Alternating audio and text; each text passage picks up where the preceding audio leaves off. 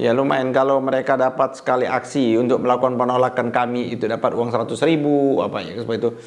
Saya kira kita sudah memberikan jalan. Ya tapi kalau 100.000 jangan lama-lama. Iya kan durasinya. Tapi kalau mau melakukan demo lama kasih tahu aja kami mau demo lama. Mungkin dia dapat uang 1 juta kan nggak apa-apa. Satu orang kan. Jadi kalau ada 100 orang kan 100 juta. Lumayan itu.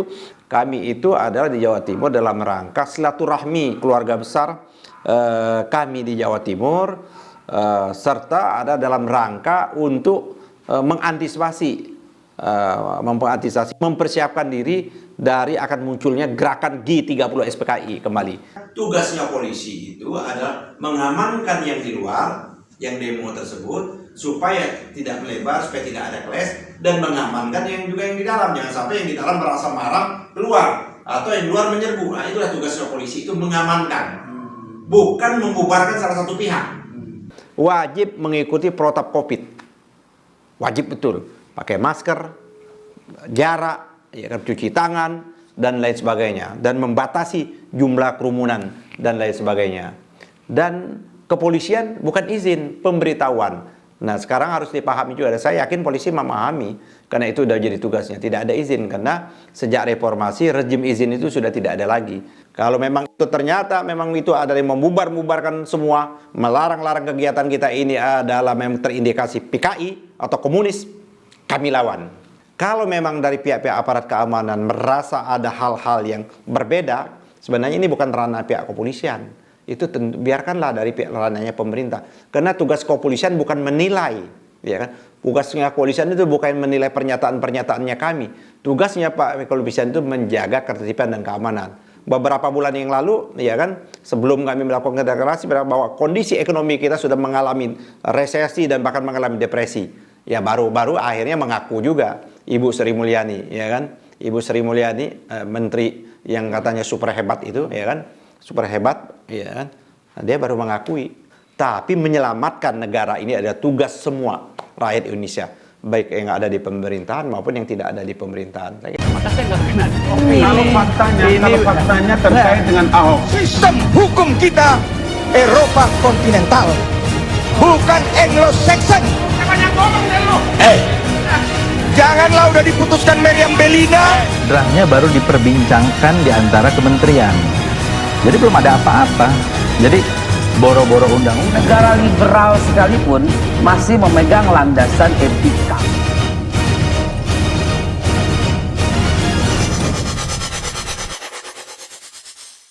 Halo, kawan TV1, apa kabar? Salam jumpa lagi bersama saya Duli Duance. Dan seperti biasa, saya selalu mencari narasumber yang betul-betul berkompeten dan tahu dalam satu peristiwa itu, dan dia terlibat langsung dalam peristiwa itu. Dan maaf apabila dalam penyampaian isi kesan dari kawan TV1 yang mungkin kurang berkenan bagi viewer, penonton kawan TV1, maka sebaiknya setiap nonton wawancara saya dengan narasumber yang betul-betul valid dan kompeten dalam hal keilmuan tentang satu kasus apapun, maka sudah disimak sampai habis biar agak paham. Seperti biasa hari ini saya akan mewawancarai kakak saya sendiri, ya. Beliau adalah Dr. Ahmad Yani, dan ini dia sarjana hukum, pernah menjadi anggota DPRD Komisi 3 dan S2-nya juga hukum, ya kan? S3 hukum juga. S3 hukum juga. S1, S2, S3 hukum. Hukum, dan dia juga seorang pengacara, jadi nggak sembarangan. Dan saat ini kakak saya ini tergabung di Komisi Aksi Menyelamatkan Indonesia. Menyelamatkan Indonesia. Kami. Nah, kami Koalisi Aksi Menyelamatkan Indonesia. Itu kejadian barusan.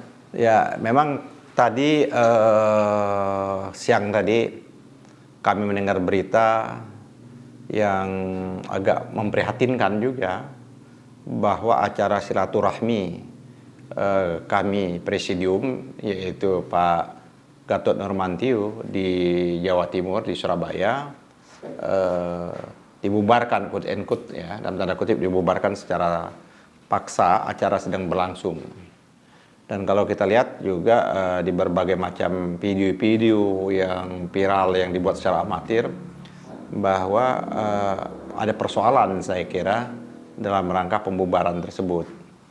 Nah, dengan alasan bahwa di luar ada demo yang tidak menginginkan ada acara kami.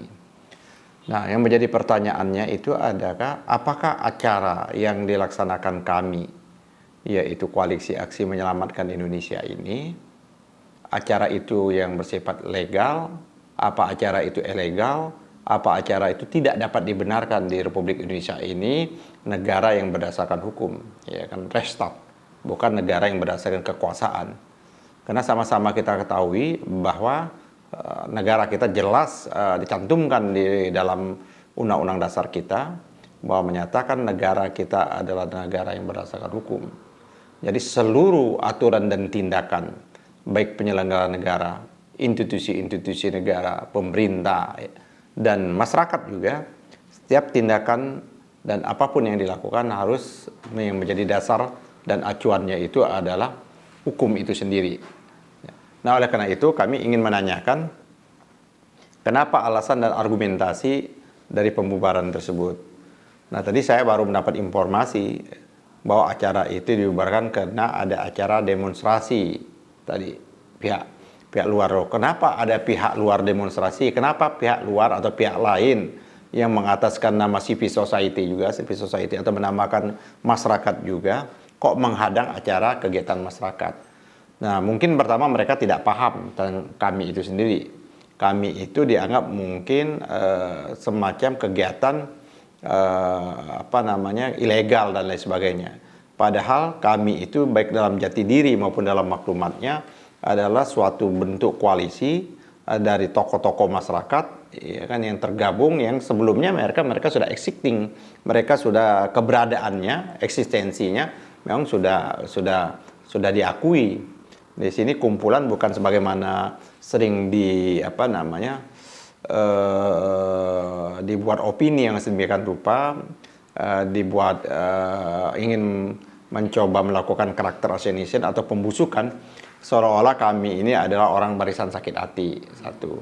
Yang kedua, kami ini seolah-olah kumpulan orang pensiunan. Yang ketiga, kami sini adalah orang kalah pilpres dan lain sebagainya seperti itu. Nah, saya ingin katakan betul bahwa kami ini tidak masuk dalam kategori itu. Betul ada beberapa orang yang punahirawan, ya kan? Betul memang kemarin ada kawan-kawan yang terlibat dalam acara pilpres seperti itu. Betul lah ada sebagian orang yang yang sudah dalam masa-masa tuanya. Tapi jangan lupa juga bahwa di dalam kami yang penandatangan deklarasi itu banyak sekali. Ada 165 orang. Dari 165 orang itu masih ada juga orang yang berstatus guru besar di universitas terkenal lagi, universitas 5 besar, 3 besar di Indonesia ini, ya kan? Terus ada lagi yang mereka pengusaha. Ada lagi mereka yang sultan hukum, yang lawyer, dan saya kayak seperti saya dosen dan saya lawyer juga, bukan orang yang mencari pekerjaan atau orang pengangguran dan sebagainya. Terus ada juga anggota Dewan Perwakilan Daerah DPD yang masih aktif. Ada juga ustadz, ya kan, ada ulama, ya, seperti itu. Ada juga memang punahirawan, padahal Pak GN adalah punahirawan. Jadi adalah pembusukan yang sedemikian rupa, ya kan, yang ingin dilakukan pada kami itu sebenarnya tidak akan laku, ya kan. Karena sekarang ini orang melihat masyarakat kan lebih cerdas. Mana yang dapat dipercaya, yang membusukkan atau kami itu sendiri. Nah, faktanya bahwa kami merasa dipercaya oleh masyarakat dan rakyat.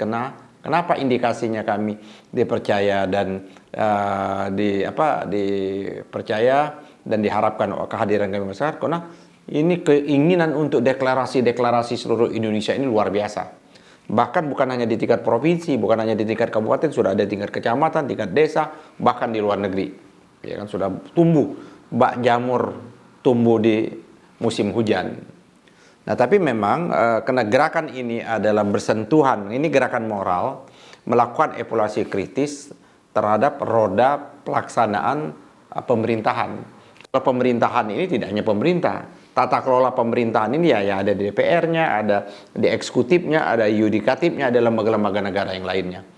Nah, jadi memang sekarang ini ada sebagian kelompok masyarakat, ya kan, karena statement sendiri dari pernyataan resmi baik dari presiden, dari menteri maupun dari ormas-ormas atau orpol, tidak ada yang secara berani menyatakan bahwa kami ini adalah organisasi terlarang atau organisasi ilegal. Belum ada yang hanya ada orang-orang, ya beberapa orang, ya kita memahami beberapa orang itu ya mungkin dalam rangka mencari tiket mereka untuk mendekat kekuasaan atau bagaimana dia supaya dia bertahan di kekuasaan itu untuk melihat kehadiran kami ini. Nah memang kita juga melihat beberapa waktu yang lalu, memang setiap ada acara deklarasi daerah-daerah tertentu kok ada kelompok-kelompok yang menolak. Nah kemarin di Jawa Tengah, di Magelang, yang mengatasnamakan organisasi kemasyarakatan tertentu ternyata akhirnya dibantah oleh pimpinan wilayahnya. Itu adalah bukan mereka, walaupun ada tindakan yang dilakukan itu adalah tanpa sepengetahuan dan diambil tindakan-tindakan disiplin organisasi mereka sendiri. Terus kita juga mendengar di Jawa Timur beberapa waktu yang lalu ormas kemahasiswaan ya kan mencoba ya kan untuk menghadang kehadiran kami di Jawa Timur. Ya ternyata belakangan diketahui ada proposal-proposal kegiatan seperti itu.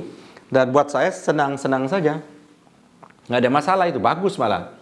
Sebenarnya kalau saya menyukuri, bersyukur karena kehadiran kami membawa manfaat. Ya kan, membawa manfaat, orang bisa mendapat ladang pekerjaan, ya kan? Ladang pekerjaan kan, ladang pekerjaan, ladang pencarian kan, seperti itu. Loh dalam suasana Covid ini dulu susah cari uang, ya kan? Sedangkan mereka belum tentu juga dapat yang nama sembako, belum juga dapat yang namanya bantuan tunai langsung, belum tentu mereka mendapatkan itu. Ya, karena dia melakukan itu lumayan kan? Ya lumayan, kalau mereka dapat sekali aksi untuk melakukan penolakan kami itu dapat uang 100.000 apa ya seperti itu. Saya kira kita sudah memberikan jalan. Ya tapi kalau 100.000 jangan lama-lama. Iya kan durasinya. Ya cukuplah 2 jam ya kan, panas-panas 2 jam. Setelah itu dapat uang 100.000, nggak apa-apa itu. Nah kalau mau agak lama-lama ya naik lagi ya kan.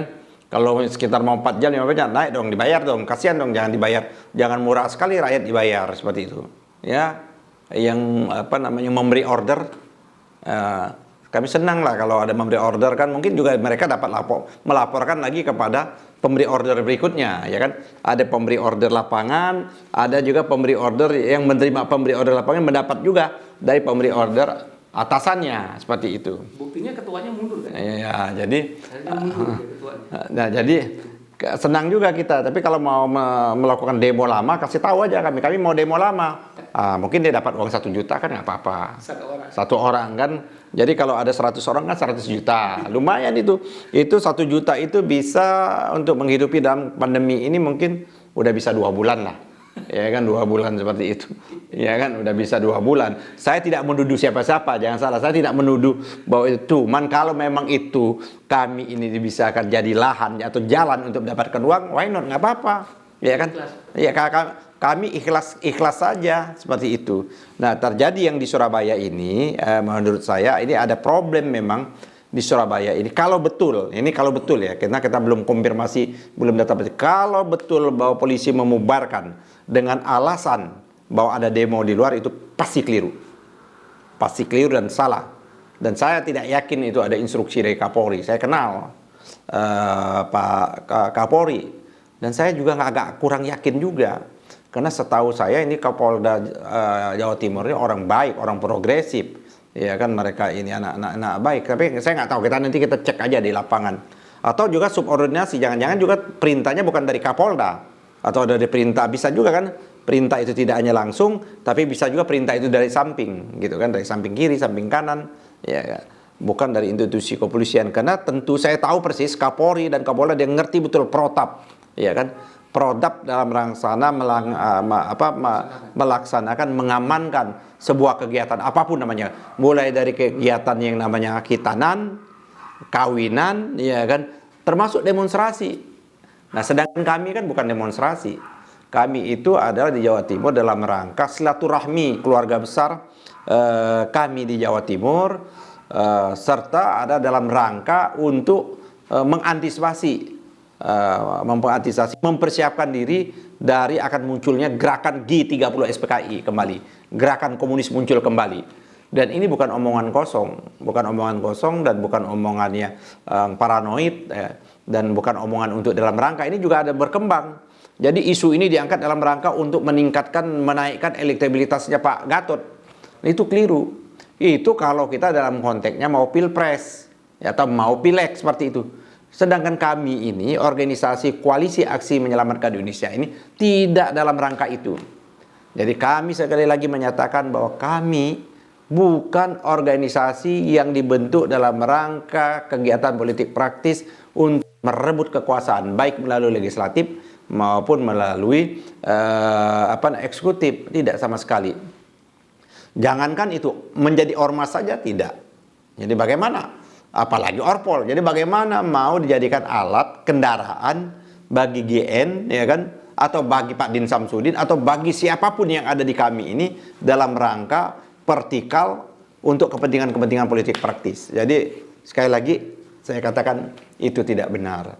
Nah, oleh karena itu apa yang selalu dikemukakan oleh Pak GN jelas dari jauh sebelumnya, ya kan, jauh sebelumnya, pada waktu dia Panglima ABRI juga dia sudah menyatakan proxy war, bahaya, ya kan, bahaya laten komunis, bahaya bangkitnya komunisme kembali. Dan dia Pak GN bukan hanya sekarang, dia bahkan menginstruksikan seluruh jajaran TNI. Seluruh jajaran TNI untuk nonton bareng nobar film G30 SPKI. Nah, dalam rangka itulah maka kami melalui Presidium mengirim surat resmi kepada Presiden untuk dengan kekuasaan dan kewenangannya agar menginstruksikan, meminta untuk kepada TV-TV swasta dan TVRI untuk memutar. Tapi alhamdulillah sekarang beberapa waktu yang lalu SCTV besok udah menyiarkan, besok katanya TV One dan lain sebagainya. Dan juga di samping itu jangan juga dilarang kalau ada sekelompok masyarakat, sekelompok orang yang ingin membuat sendiri, nobar sendiri, ya kan? Bagus, itu seharusnya difasilitasi oleh tentara, Kodim, Polres, Koramil, Polsek, harus difasilitasi kalau seluruh Indonesia mau menonton barang. Nah, kembali lagi pada isu di Jawa Timur ini, tadi kita sangat menyesalkan, seharusnya itu hak nggak mereka melakukan demo. Kalau mereka juga sudah sesuai dengan peraturan, sesuai dengan protapnya, mereka berhak juga untuk demo. Termasuk mendemo kami, itu haknya mereka.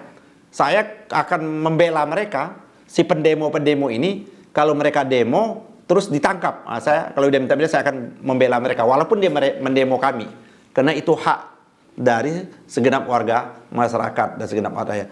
Tetapi kami juga adalah hak juga secara konstitusional juga harus dilindungi. Oleh karenanya tugasnya polisi itu adalah mengamankan yang di luar, yang demo tersebut, supaya tidak melebar, supaya tidak ada clash, dan mengamankan yang juga yang di dalam. Jangan sampai yang di dalam merasa marah keluar, atau yang luar menyerbu. Nah, itulah tugasnya polisi, itu mengamankan, bukan membubarkan salah satu pihak, membubarkan kami atau membubarkan di sana. Nah, kita cek juga apakah demo yang dilakukan itu telah sesuai dengan prosedural atau tidak.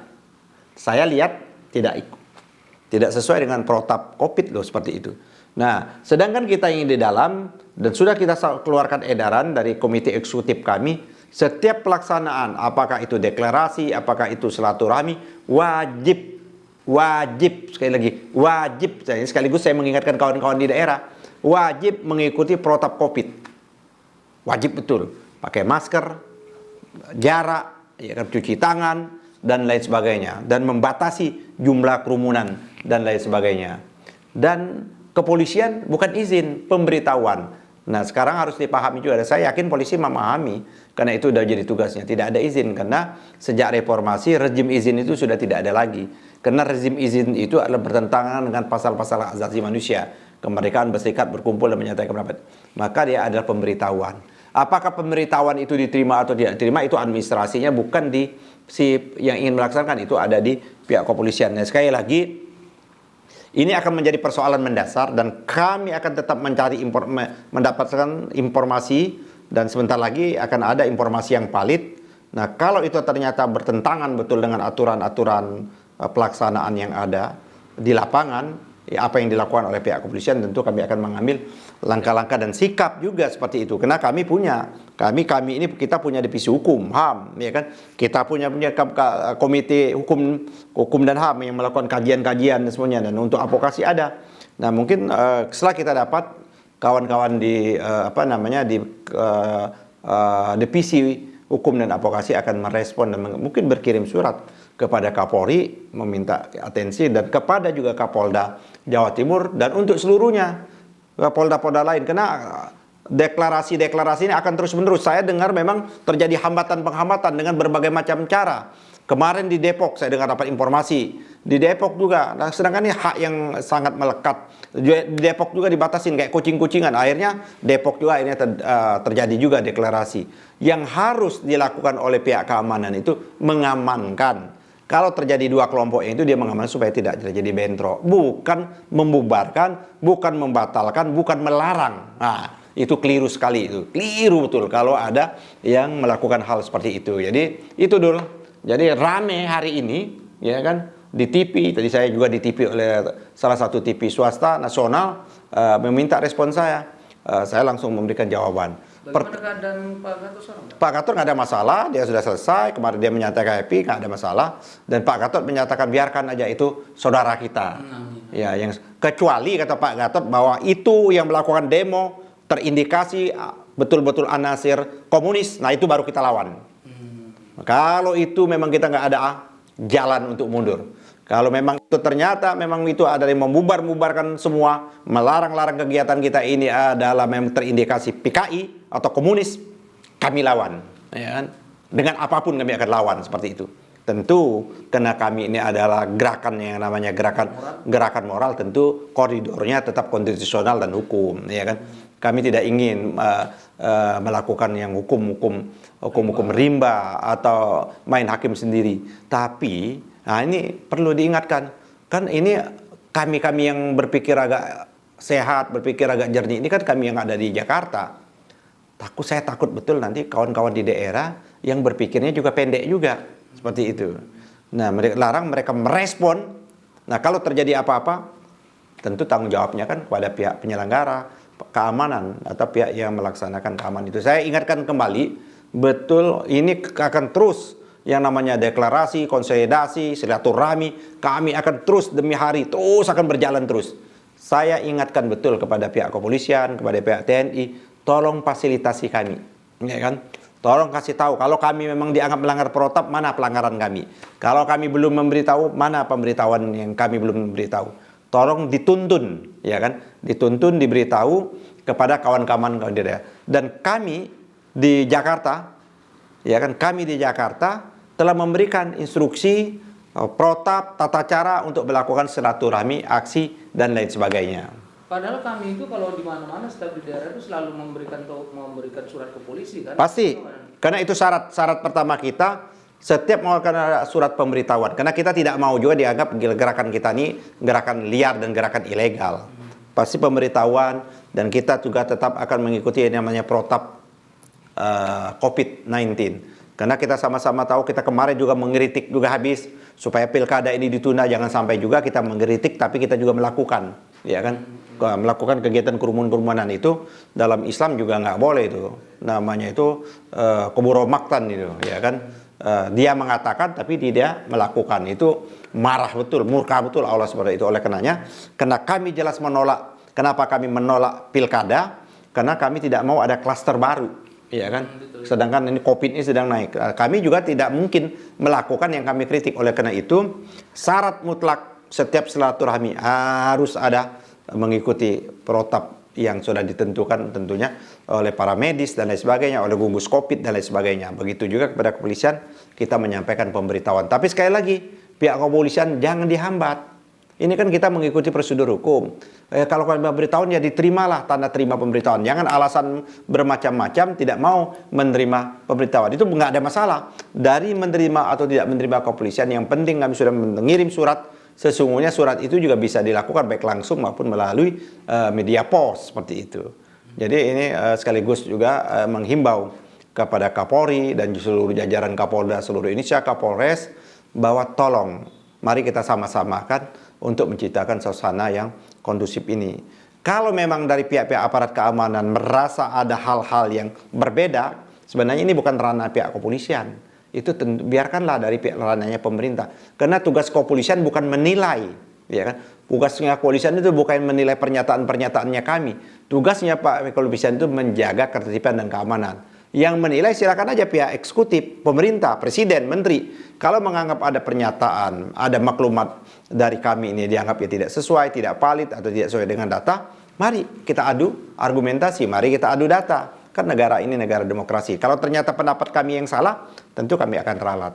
Tapi kalau pendapat kami yang benar, ya kan, tentu yang itu yang harus diakui. Sebagaimana sekarang ini, beberapa bulan yang lalu, ya kan, sebelum kami melakukan deklarasi bahwa kondisi ekonomi kita sudah mengalami resesi dan bahkan mengalami depresi. Ya baru-baru akhirnya mengaku juga Ibu Sri Mulyani, ya kan, Ibu Sri Mulyani, menteri yang katanya super hebat itu, ya kan, super hebat, ya kan, dia baru mengakui, ya kan, baru mengakui memang kita dalam mengalami kondisi resesi. Kami menganggap bahwa kita sudah bukan resesi lagi.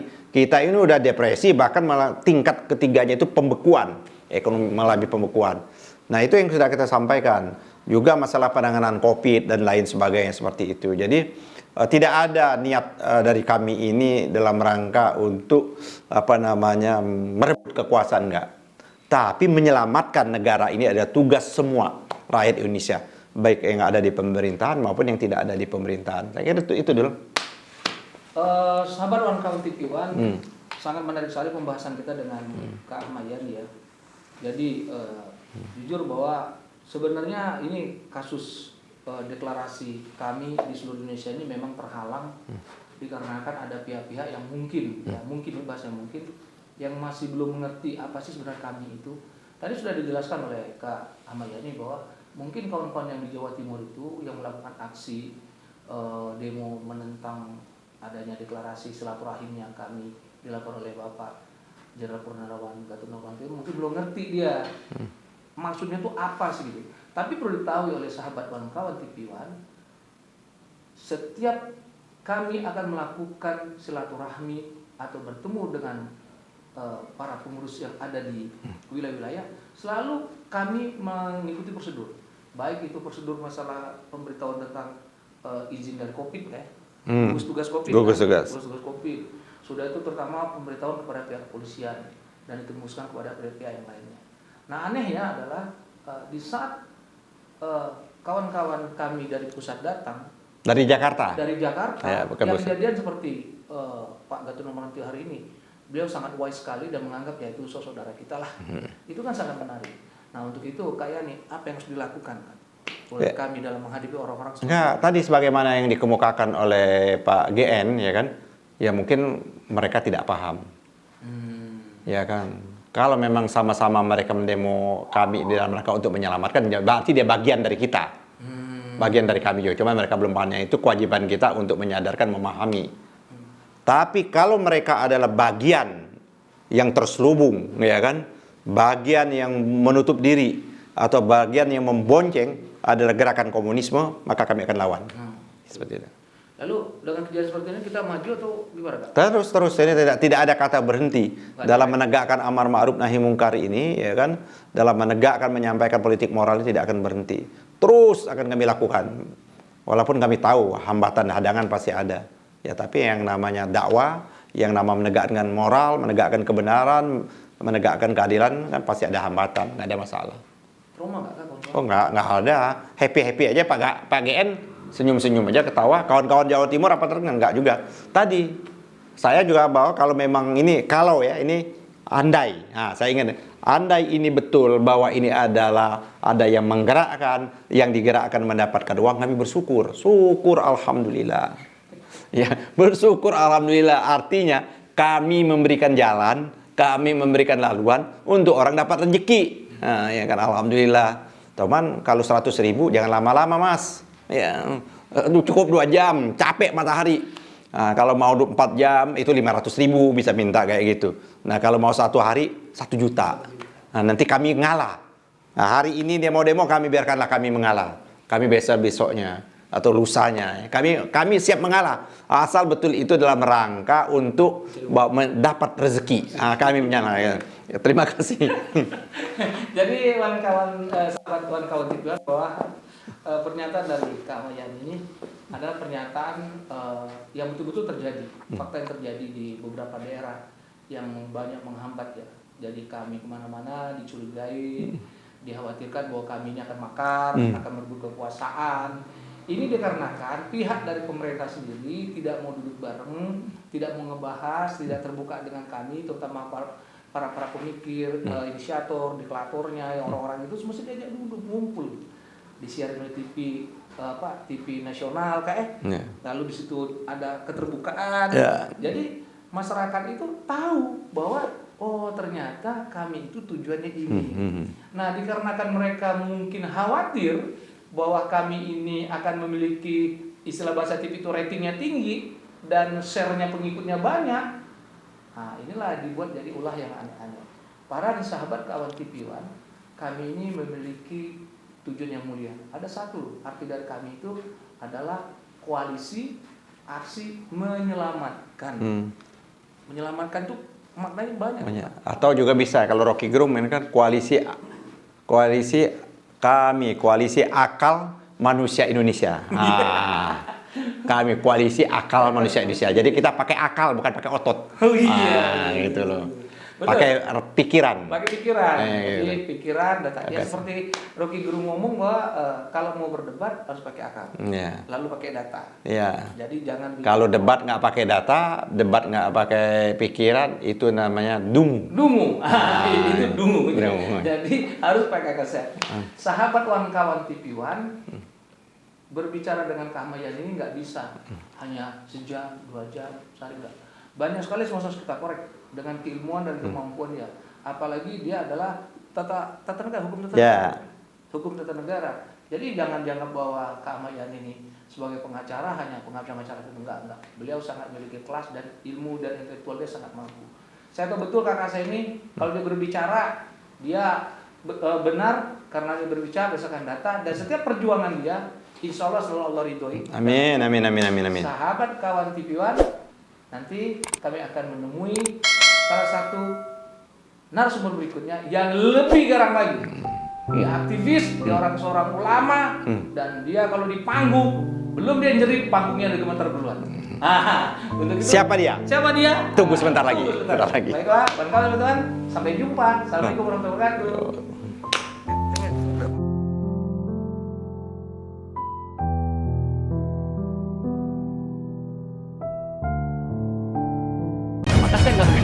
Kalau faktanya terkait dengan Ahok. Sistem hukum kita Eropa kontinental, bukan Anglo-Saxon. Janganlah udah diputuskan Meriam Bellina. Draftnya baru diperbincangkan di antara kementerian. Jadi belum ada apa-apa. Jadi boro-boro undang-undang. Negara liberal sekalipun masih memegang landasan etika.